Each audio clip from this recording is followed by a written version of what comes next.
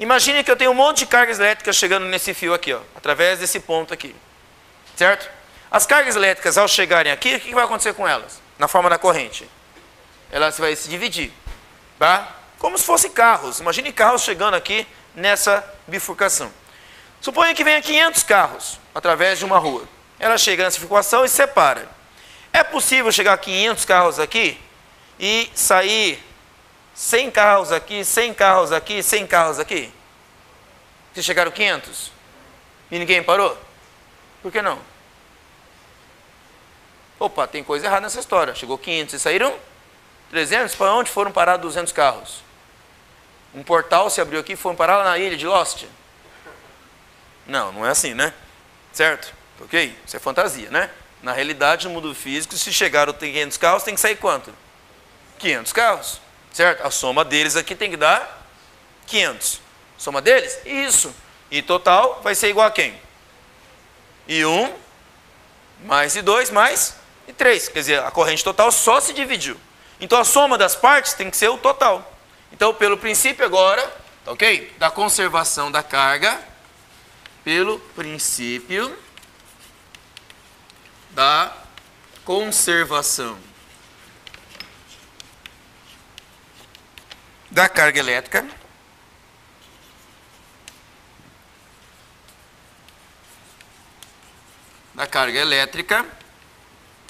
que resultado que nós vamos ter? Vamos lá. O I total vai ser igual a quanto? I total vai ser igual a I1 mais quem? Mais I2 mais quem? Mais I3. Na cor lá, I3. Certo?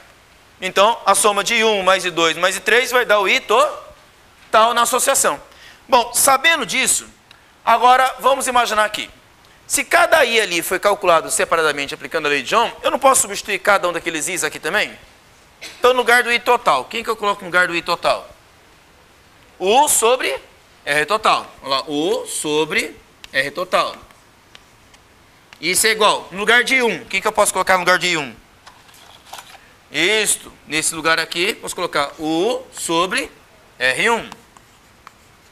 Mais, no lugar de I2, quem que eu posso substituir no lugar do I2? O mesmo U sobre quem? R2. Mais, no lugar de I3, de novo o mesmo U sobre quem? R3. Sobre R3 aqui. Bom, qual é o fator comum em todos os termos aqui? Já que a tensão ela é constante. Então pode fazer o que agora com esses U's? Simplificar. Simplifico eles, certo? O que me resta? Que 1 sobre a resistência total é igual a quanto? 1 sobre R1 mais 1 sobre R2 mais 1 sobre R3. Repare, o resultado foi o mesmo que na associação de resistores em série? Foi o mesmo? Não, nós tivemos agora a soma dos inversos das resistências, dando o inverso da resistência total. 1 sobre é o inverso, né? Então a interpretação também é o inverso. Como assim? Aqui na associação de resistores em série, associar resistores em série é no final ter uma resistência maior que cada componente. Ou seja, eu estou dificultando a passagem da corrente quando eu coloco resistores em série. Aqui é o contrário.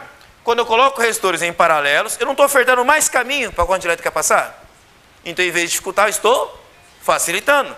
Em outras palavras, essa resistência total aqui, ela vai ser igual a um valor menor que cada componente. Entendeu? Menor que cada componente significa você vai facilitar a passagem da corrente elétrica. Tá? Então, a associação de resistores em série e a associação de resistores em paralelo tem características muito diferentes um do outro. Tá? Você está aumentando a dificuldade da passagem da corrente elétrica, portanto, tem uma resistência maior. O outro, você está facilitando a passagem da corrente elétrica, diminuindo a sua resistência total ou equivalente na associação. Tudo bem? Deixa eu fazer uma analogia para vocês entenderem como é que isso aqui é bem diferente. Ó. Pensa nas resistências como sendo portões. Portões por onde pessoas passam, por exemplo. E esses portões controlam o fluxo de pessoas, certo? Ok? E aí tem portões que dificultam mais e portões que dificultam menos. Seria o R1, R2, R3, dificuldades diferentes. Se eu pensar em portões, por exemplo, de um estádio de futebol. Imagina um estádio lotado de gente. 70 mil pessoas dentro do estádio. Certo? Se eu colocar ali portões, como é que eu devo colocar esses portões? Eles devem facilitar ou dificultar a saída das pessoas? Colocando mais portões. Eu devo facilitar ou dificultar ao colocar mais portões? Facilitar. Do que colocar apenas um. Imagine 50 mil pessoas saindo por um portão só. Por mais que o portão controle, certo? E você abra ou ele facilite a saída das pessoas, a dificuldade dele vai complicar a saída de todo mundo, não vai? Eu tenho muitas pessoas saindo por um portão só. Por outro lado, se eu colocar 3 portões em paralelo, que significa em paralelo? Ofertando mais caminhos para o pessoal sair.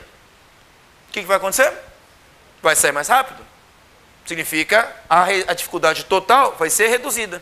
Por mais que um portão seja difícil, colocando 3 fica mais fácil. Tá? Ao contrário, por exemplo, se eu pensar em portões de um presídio. Imagina um presídio lotado, 5 mil presos, certo? Você coloca lá 3 portões em paralelo. Melhor ou pior? Você está facilitando a saída dos presos. Pior. Mas um portão só já seria ruim, né? O que eles fazem em geral? Colocam vários portões, não colocam? Mas não em paralelo. Porque não está se pensando em facilitar a saída deles, né? O que você está pensando no presídio é exatamente o contrário, né? Você quer colocar portões para quê?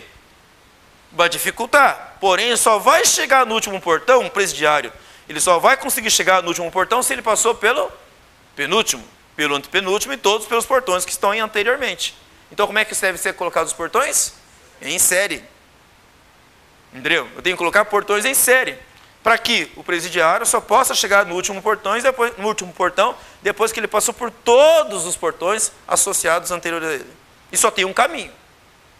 O presidiário não pode sair lá do portão por vários caminhos, tem várias opções, né?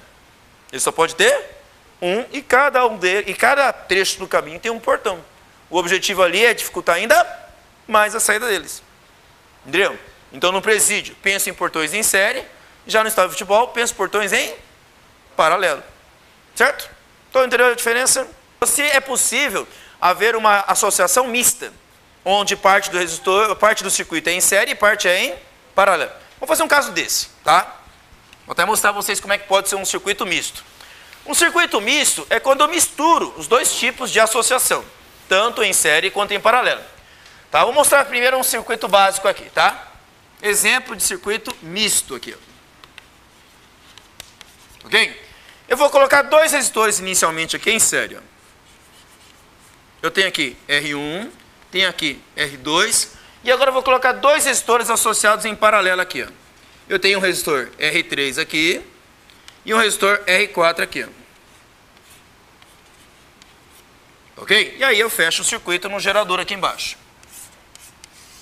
Tá? O gerador produz a diferença de potencial, surge a corrente elétrica I aqui. Ela vem aqui, certo? Vamos ver como é que ela vai passar? A corrente elétrica vai passar por quem? Por R1. Passou aqui. Vai passar por quem? Por R2. Passou aqui. Bom, o que eu disse que acontece com R1 e R2? Estão associados de que jeito? O que me garante que eles estão em série? É o desenho que está um depois do outro? Não, é a característica do circuito, né? Qual é a característica fundamental do circuito em série? A corrente elétrica ela é a mesma por todos os resistores. Ela é a mesma que passa por R1 e R2? Então estão associados em série. Ok? Agora vamos olhar aqui. Corrente elétrica quando chega aqui, o que acontece com ela? Ela se divide em 2 partes. Uma para cima e outra para baixo. Eu posso dizer que R3 e R2 estão em série? Por que não? Porque não vai ser a mesma corrente. O que passou aqui, ó, ela se dividiu em 2 partes. Então, o que vai passar em R3 é menos do que passou em R2, certo? Então, não posso dizer que R3 está em série com R2. Mas, a corrente elétrica que chegou nesse nó, dividiu em 2 caminhos, se juntaram aqui, e depois saiu apenas uma corrente aqui, não foi? Então são dois caminhos paralelos, porque entre esse ponto aqui e esse ponto aqui, esses dois resistores estão ligados à mesma diferença de potencial. Então eles estão em paralelo. Como é que eu faço isso primeiro? Resolvo esses dois em paralelo primeiro, me dando uma resistência equivalente desses dois, certo? Aí eu vou ter, vamos supor aqui, uma resistência 3, 4, certo? Uma resistência equivalente entre quem? R3 e R4. Vamos, por exemplo, imaginar que o R3 seja 4 ohms de valor e que o R4 seja igual a 6 ohms de valor. Quanto vai dar a resistência equivalente entre eles? Como é que eu faço isso? Bom, nós vimos para 3 resistores aqui, não vimos? Essa equação que eu falei foi por quantos resistores? 3. Mas se fossem 2 resistores, ao invés de ter R1, R2, R3, fosse só R1 e R2, o que mudaria a nossa análise aqui? A equação ficaria mais curta só, né? Como é que ficaria aqui? 1 sobre R total disso é igual a quem? 1 sobre R1 mais 1 sobre R2. A equação não ficaria mais curta aqui? Certo? Então, quando eu tenho 2 resistores em paralelo, vai ficar assim. 1 sobre a resistência 3, 4. 3, 4, só para mostrar que é entre 3 e o 4. É igual a quanto? 1 sobre quanto? 4, que é o R3, mais quanto? 1 sobre 6, que é o R4. Bom, agora eu tenho uma soma de fração, né? Como é que a gente resolve uma soma de fração? Primeira coisa, MMC, né? Mínimo e múltiplo comum. Vai ficar 1 sobre R3, 4. É igual, mínimo entre 4 e 6. 12. 12 por 4. 3 vezes 1, 3. Mais 12 por 6. 2 vezes 1, 2. 3 mais 2, 5. Certo? É só inverter agora. Inverte os dois lados. Vai ficar resistência 3, 4 é igual 12 sobre 5. Certo?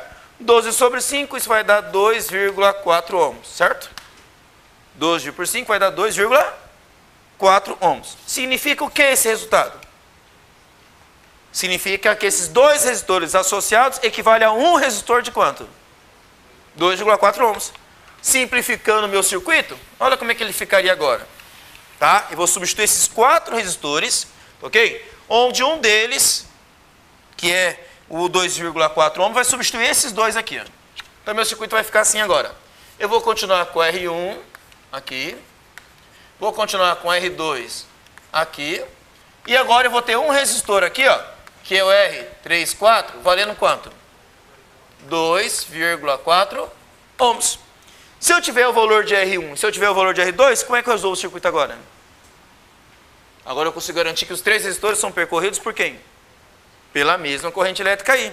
Vamos supor que R1 fosse igual a 6 ohms e o R2 fosse igual a 5 ohms. Tá?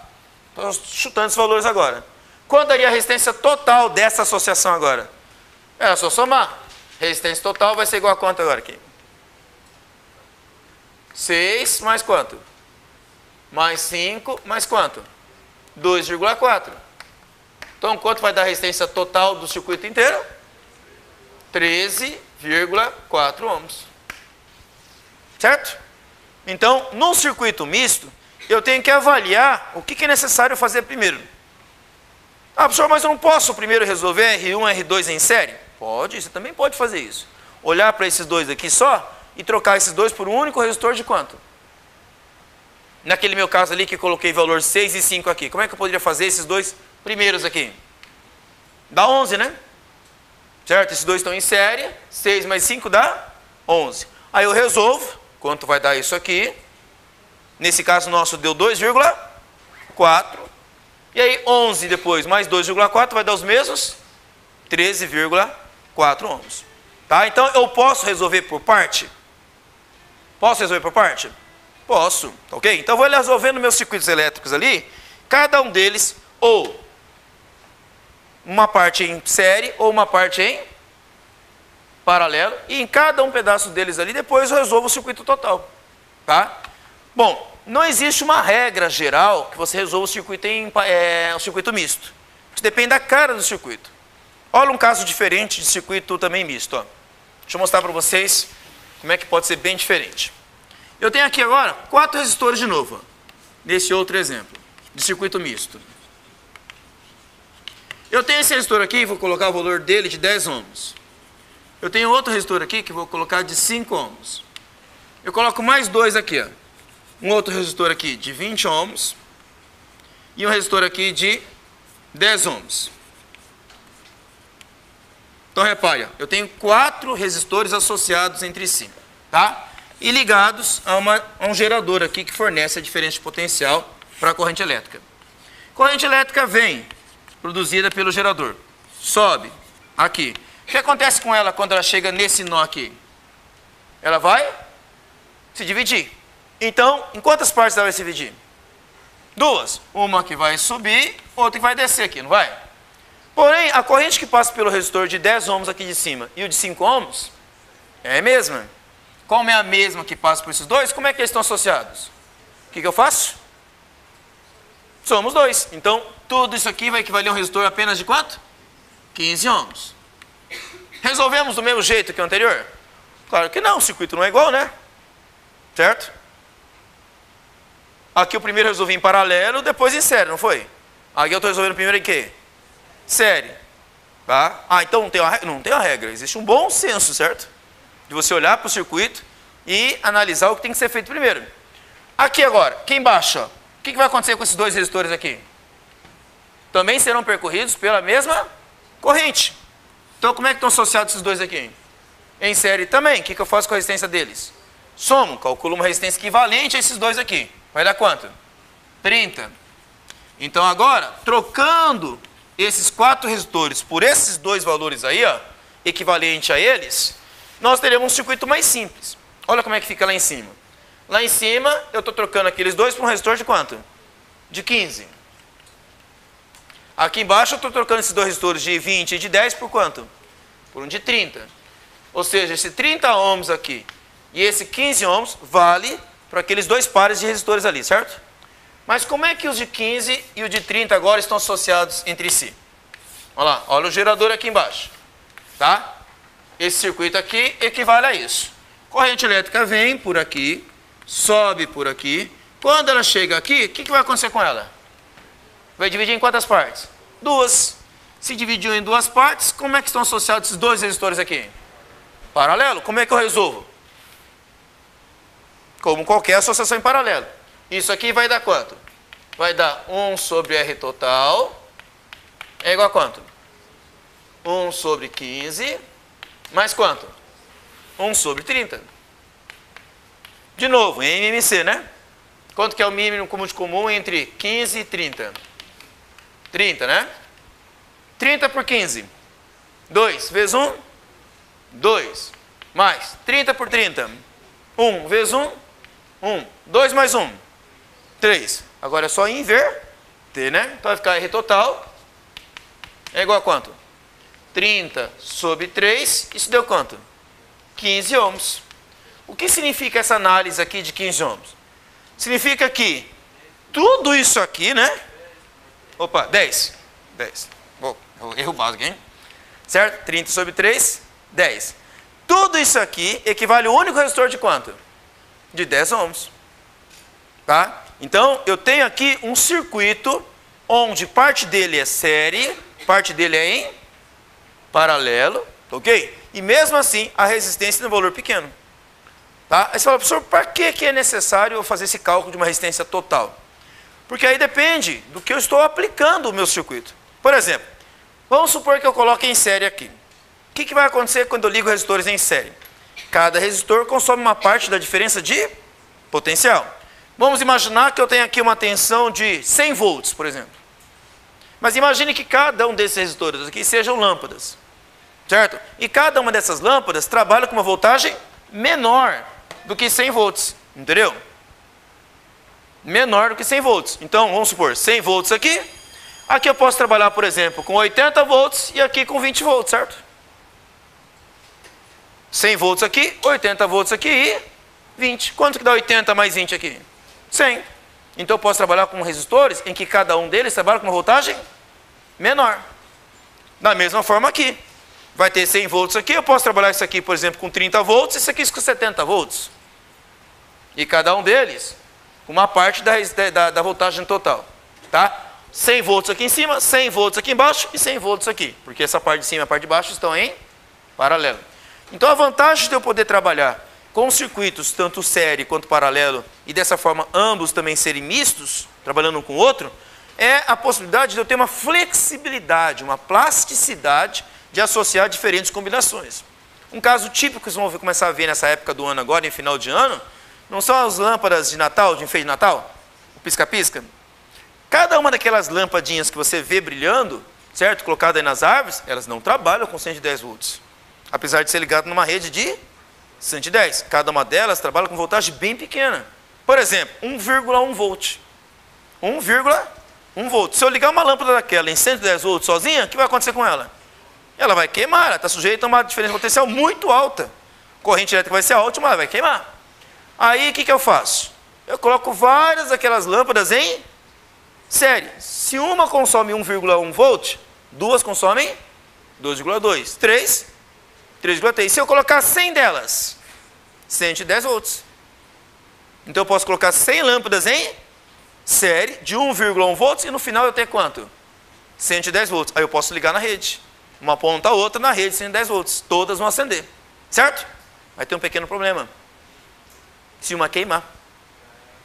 Por que acontece se uma queimar? Se uma queimar é como se o fio fosse cortado, né? Aí não tem corrente elétrica, porque não passa campo elétrico dentro do fio. Aí todas apagam. E aí é o problema. Descobri qual queimou, certo? Bom, troca a primeira, não acendeu ainda. Então deve ser a segunda. Troca a segunda, não acendeu ainda. Deve ser a terceira. Bom, já ouviu falar da lei de Murphy? Certo? Não é uma lei física, mas aquela lei é a seguinte: se existe uma possibilidade das coisas darem errado, vai dar errado. Então provavelmente deve ser a última, né? Aí você descobre que devia ter começado ao contrário, né? Certo? Não, infelizmente é assim, certo? Você não tem como, a não ser, é claro, que a lâmpada ficou preta, né? Na hora que ela queimou, ficou preta, aí você olha para as lâmpadas, você descobre qual queimou, né? O problema é você trocar ela e descobriu que queimou mais do que uma, né? Certo? Então, em série tem esse problema. Queimou uma, apaga todas, tá? Beleza? Por hoje é só.